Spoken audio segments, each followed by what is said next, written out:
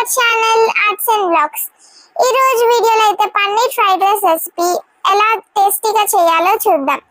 Okay, first దానికి కావాల్సిన ingredients: ఒక కప్ బాస్మతి రైస్, దాని వాటర్ తో బాగా వాష్ చేసుకోవాలి. 5 మినిట్స్ ఆగిన తర్వాత స్టవ్ మీద పెట్టుకొని అన్నం ఉడికించుకోవాలి.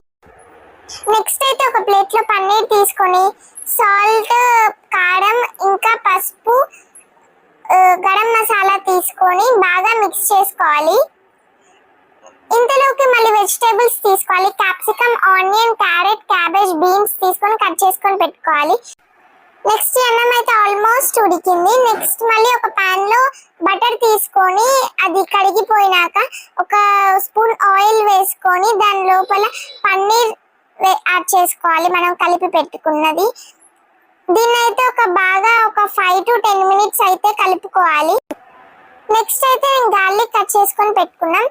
ఒక పాన్ లో మళ్ళీ ఆయిల్ పోసుకొని గార్లిక్, ఆనియన్స్ వేసుకొని కలుపుకోవాలి కొంచెం ఫ్రై అయ్యేంత వరకు.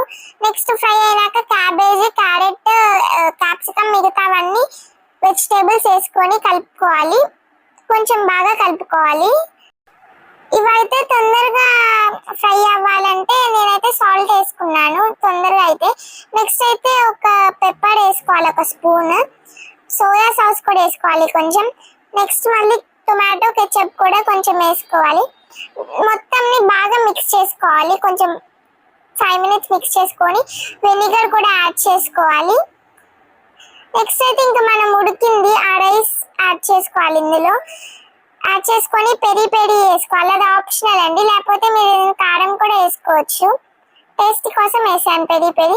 నెక్స్ట్ పన్నీర్ కూడా వేసుకొని ఇంకా కలిపేసుకుంటే మన పన్నీర్ ఫ్రైడ్ రైస్ రెడీ.